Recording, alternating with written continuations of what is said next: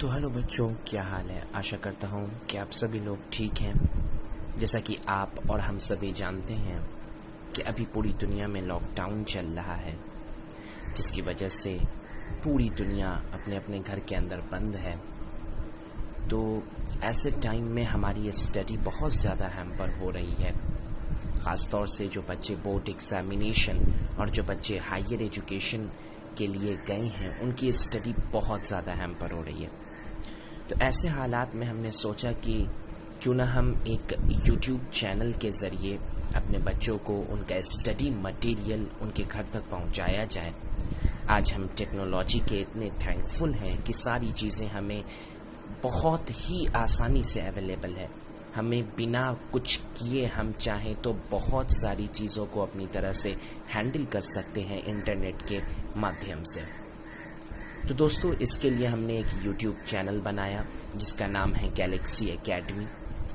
इस चैनल पे हम क्लास 10 और 11 में फ़िज़िक्स, बायोलॉजी पर वर्क करेंगे और साथ ही साथ हमें और ज़्यादा जब प्रेरणा मिलेगी तो हम केमिस्ट्री और मैथमेटिक्स पे भी वर्क करेंगे। इससे ये होगा कि दोस्तों कि आपके घर तक आपका स्टडी मटेरियल पहुंच जाएगा और आप बोर्ड एग्ज़ामिनेशन में अच्छा स्कोर करने की पूरी पावर रखेंगे। तो दोस्तों, बिना टाइम की बर्बादी करते हुए हम आज क्लास 10 का बायोलॉजी का इंट्रोडक्शन देखेंगे कि हमें क्लास 10 में CBSE ने NCERT के ज़रिए हमें क्या सिलेबस दिया है, हमें क्या पढ़ना है, हमें कितनी पढ़ाई करनी है, कैसे कैसे हमें पढ़ना पड़ेगा, कौन कौन से चैप्टर्स हैं, कौन कौन से यूनिट हैं। तो दोस्तों, अब हम उन चीज़ों पे गौर करते हैं। तो बच्चों, पहली चीज़ जो हमें देखनी है वो ये देखनी है, जो सबसे इम्पॉर्टेंट चीज़ है कि हमें पढ़ना क्या क्या है, हमारा सिलेबस क्या क्या है। इस चीज़ पे हमें सबसे पहले ध्यान देना है। तो उसके लिए सबसे पहले जो हमें कंटेंट, सिलेबस का जो कंटेंट CBSE की तरफ से प्रोवाइड किया जाता है, सबसे पहले हम उस पर गौर करेंगे। सबसे पहले बच्चों, जो चीज़ हमें देखनी है वो देखनी है हमारा सिलेबस क्या क्या है।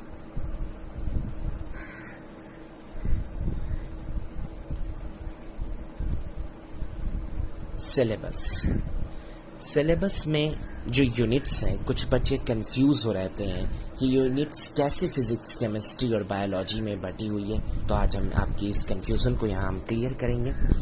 सबसे पहला यूनिट जो हमें दिखाया जाता है वो है chemical substances, nature and behaviour.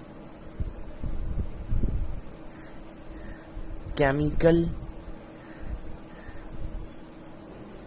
substances, nature and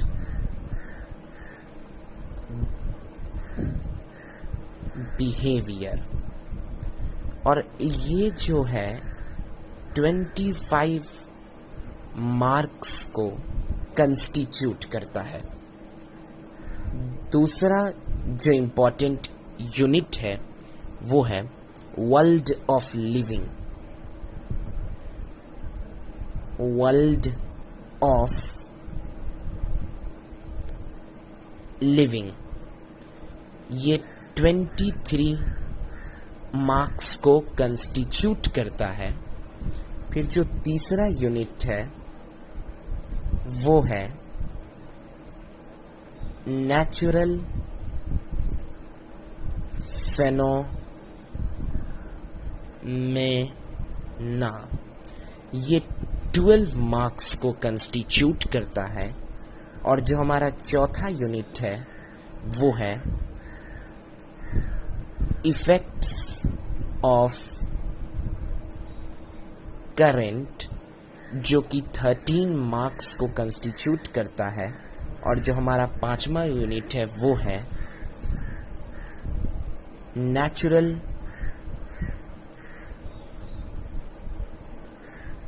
resource, जो कि 7 मार्क्स को कंस्टिट्यूट करता है। तो बच्चों, अभी आप कंफ्यूज होंगे कि इतना जो ज़्यादा ये जो मैंने लिखा है इसमें फिजिक्स क्या है, केमिस्ट्री क्या है और बायोलॉजी क्या है। दोस्तों मैं आपको इसमें बताना चाहूँगा कि इसमें जो सबसे पहली चीज़ हमें समझनी होगी कि केमिस्ट्री कौन है और बायोलॉजी कौन है और फिजिक्स कौन है, तो मैं अभी आपको दिखाता हूँ। ये जो हमारा पहला यूनिट है केमिकल सब्सटेंसेस एंड बिहेवियर, ये पूरा का पूरा आपका केमिस्ट्री है। ये पूरा का पूरा आपका केमिस्ट्री है और ये 25 मार्क्स का है। ओके, और ये world of living and natural resources, ये हमारा बायोलॉजी है जिसकी स्टडी हमें पूरे साल करनी है। और ये हमारा नेचुरल फिनोमेना और इफेक्ट ऑफ करंट जो है ये हमारा फिजिक्स है। ये हमारा फिजिक्स है। यहाँ तक का बच्चों आपको समझ में आ गया होगा कि कौन हमारा केमिस्ट्री है, कौन हमारा फिजिक्स है और कौन हमारा बायोलॉजी है। तो ये जो है ये सीबीएसई की तरफ से प्रोवाइड किया गया हमारे लिए सिलेबस है। ओके बच्चों, अगर आप देखोगे कि हमारा जो क्वेश्चन पेपर रहता है सीबीएसई के साइंस का, वो टोटल 80 मार्क्स का रहता है। 80 मार्क्स। तो 80 मार्क्स का जो हमारा ये क्वेश्चन पेपर रहता है, ये फिजिक्स, केमिस्ट्री और बायोलॉजी तीनों इसमें रहते हैं 80 मार्क्स में। 80 मार्क्स में हमारा 30 मार्क्स को कंस्टिट्यूट करता है बायोलॉजी। इसी से आप अंदाज़ा लगा सकते हैं कि इसकी स्टडी करना कितना ज़्यादा ज़रूरी है। 30 मार्क्स को हमारे कंस्टिट्यूट करता है बायोलॉजी। ओके, यहाँ तक आपको समझ में आ रहा होगा कि हमारे 30 मार्क्स को कंस्टिट्यूट करने वाला कौन सब्जेक्ट है, तो वो है बायोलॉजी। अब जो बच्चों एक बहुत इम्पॉर्टेंट बात आती है वो ये कि बहुत सारे बच्चे कंफ्यूज रहते हैं पूरे साल कि हम कौन सी बुक्स पढ़ें, किस बुक को पढ़ के हमें अच्छे से अच्छा हम स्कोर कर सकेंगे। तो बच्चों इसमें आपको ज़्यादा सोचने की ज़रूरत नहीं है। इसमें आपको ज़्यादा सोचने की ज़रूरत नहीं है। बेसिकली जो मोस्ट इम्पॉर्टेंट बुक है, most important book for your board examination, वो सिर्फ एक अकेली किताब है, वो है NCERT। जी हाँ दोस्तों, NCERT के एक पैराग्राफ, NCERT के एक टॉपिक्स सारे की स्टडी करना सबसे ज़्यादा ज़रूरी है आपके लिए। NCERT के टोटल टॉपिक्स को आपको पढ़ना पड़ेगा, आपको उसके एक्सप्लेनेशंस को अच्छे से समझना पड़ेगा, उसके क्वेश्चंस को सॉल्व करना पड़ेगा। क्योंकि दोस्तों होता क्या है ना, मैं आपको बताता हूँ कि बहुत सारे बच्चे बहुत ज़्यादा कंफ्यूज होते हैं बहुत सारी किताबों को लेकर के। कोई कहते हैं एस चांद की स्टडी करें, कोई 10 का मैं बता रहा हूँ, कोई कहते हैं प्रदीप की स्टडी करें। तो सबसे पहले एक बेसिक चीज़ आप अपने अंदर बता लीजिए कि आपको NCERT को एकदम हद से ज़्यादा सबसे पहले उसे ही पढ़ना है। उसके सारे कंसेप्ट, उसके सारे टर्म्स, उसके सारे क्वेश्चन एंड आंसर्स, सब चीज़ आपको सबसे पहले अटेम्प्ट करना है। तो दोस्तों हम अपना जो हम ये YouTube चैनल हमने बनाया है, इस पे हम पूरा का पूरा NCERT को फॉलो करेंगे, जिसकी वजह से ना आपको प्रॉब्लम होगी और ना हम आपको प्रॉब्लम होने देंगे। और आगे जो बात आती है वो ये आती है दोस्तों कि बहुत सारे बच्चे इस बात को भी लेके परेशान रहते हैं कि क्या कुछ NCERT के बाहर से भी बोर्ड एग्जामिनेशन में पूछा जा सकता है। तो ये बात मैं आपको बच्चों बिल्कुल क्लियर कर दूं कि NCERT को ही सिर्फ फॉलो किया जाता है और उसके बाहर से एक भी क्वेश्चंस बोर्ड एग्जामिनेशन में नहीं पूछे जाते हैं। ओके बच्चों, उनसे बाहर से एक भी क्वेश्चन बोर्ड एग्जामिनेशन में नहीं पूछे जाते हैं। ये बिल्कुल सही बात है, नहीं पूछे जाते हैं। और जो सबसे इम्पॉर्टेंट चीज़ आपको समझनी है वो ये समझनी पड़ेगी कि आपको NCERT को बिल्कुल ही थॉरोफुली पढ़ के रखना होगा, तभी आप अच्छा स्कोर करेंगे एग्जामिनेशन में। वो बहुत इम्पॉर्टेंट बुक है। उसके एक एक कंसेप्ट, एक एक टॉपिक्स बहुत ज़्यादा ही इम्पॉर्टेंट है।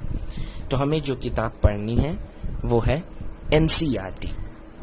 और जब हम अपने PDF यहाँ पे डालेंगे नोट्स के, उसके ज़रिए भी आपको बहुत मदद मिलेगी। उसके बाद आप दूसरी बुक पढ़िए। किताबें पढ़ना बहुत अच्छी बात होती है, किताबें आप पढ़ेंगे तो आपकी नॉलेज ही गेन होगी, लेकिन सबसे पहले जो सारे टॉपिक, सारे कंसेप्ट आपको क्लियर करने हैं वो NCERT के क्लियर करने हैं, जो हम यहाँ आपको क्लियर कराएंगे। उसके लिए आपको सोचना नहीं पड़ेगा। ठीक है दोस्तों यहाँ पर मेरे से थोड़ी सी गलती हो गई है। यहाँ जो मैंने बताया कि 30 मार्क्स कंस्टिट्यूट कर रहा है, उसमें 23 मार्क्स बायोलॉजी कंस्टिट्यूट करता है। ओके, हाँ दोस्तों, तो 23 मार्क्स हमारा बायोलॉजी कंस्टिट्यूट करता है। और हमारे चैनल पर फिजिक्स के लिए भी एक सर हैं, तो फिजिक्स की भी आपकी टेंशन हल हो जाएगी, क्योंकि हम सारे कंसेप्ट आपके क्लियर करेंगे और आपको एक एक चीज़ बहुत ही अच्छी तरीके से समझाएंगे। अब जो बात आती है केमिस्ट्री की, केमिस्ट्री का क्या होगा? केमिस्ट्री की स्टडी भी बहुत 1-2 दिनों में शुरू करवा दी जाएगी। केमिस्ट्री के लिए भी हम पूरी मेहनत कर रहे हैं। तो दोस्तों आपका साथ होना इस मेहनत में सबसे ज़्यादा ज़रूरी होगा। तो आगे बिना टाइम बर्बाद करते हुए दोस्तों देखते हैं कि हमें बायोलॉजी में क्या क्या पढ़ना है। बायोलॉजी जो है उसमें जो सबसे इम्पॉर्टेंट चीज़ हमें देखनी है वो ये है कि वर्ल्ड ऑफ लिविंग यूनिट है, world of living, world of living, ये यूनिट का नाम था। वर्ल्ड ऑफ लिविंग में जो सबसे इंपॉर्टेंट चीज हमें देखनी है वो ये देखना है कि वर्ल्ड ऑफ लिविंग यूनिट में चैप्टर्स कंक्लूड होंगे। वो उन चैप्टर्स की आपको स्टडी करनी पड़ेगी। तो जो जो चैप्टर आते हैं मैं आपको एक एक करके बताता हूँ कि आपकी कंफ्यूजन पूरी की पूरी दूर हो जाए। तो सबसे पहले जो चैप्टर आता है वो आता है लाइफ प्रोसेस, जिसकी हम सबसे पहले स्टडी करेंगे लाइफ प्रोसेस। उसके बाद जिस चैप्टर की हमें स्टडी करनी है वो है control and coordination, control and coordination. उसके बाद तीसरा, ये बहुत ही इंपॉर्टेंट चैप्टर है दोस्तों, आगे के लिए भी आपको बहुत जरूरी पड़ेगा, वो है हाउ डू ऑर्गेनिज्म रिप्रोड्यूस। थोड़ा बड़ा अजीब सा नाम है, हाउ डू ऑर्गेनिज्म रिप्रोड्यूस। दोस्तों इसे ही हम रिप्रोडक्शन के नाम से भी जानते हैं। इसके बाद जिस चैप्टर की आपको स्टडी करनी है वो है हेरिडिटी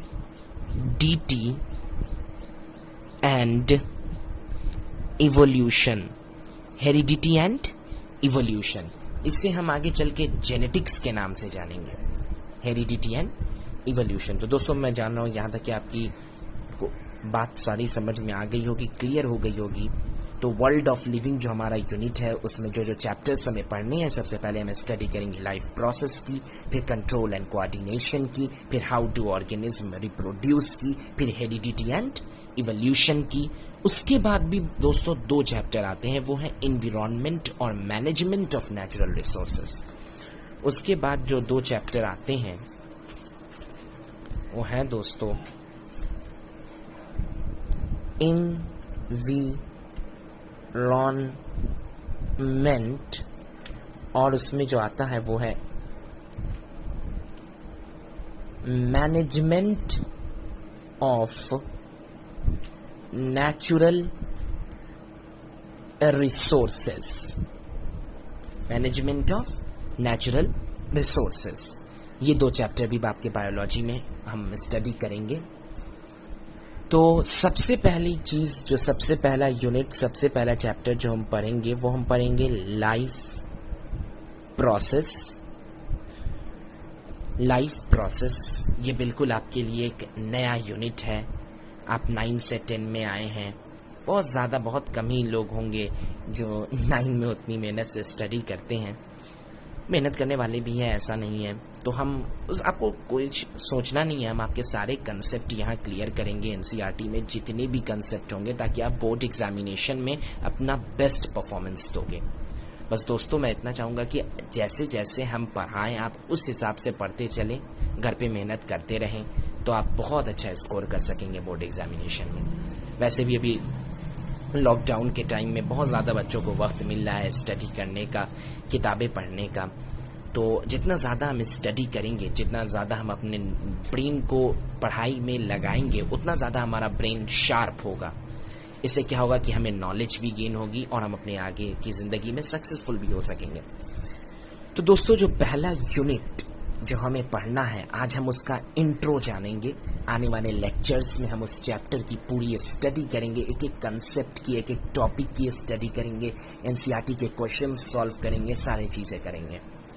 तो दोस्तों, सबसे पहले जो आपको जानना है वो है लाइफ प्रोसेस।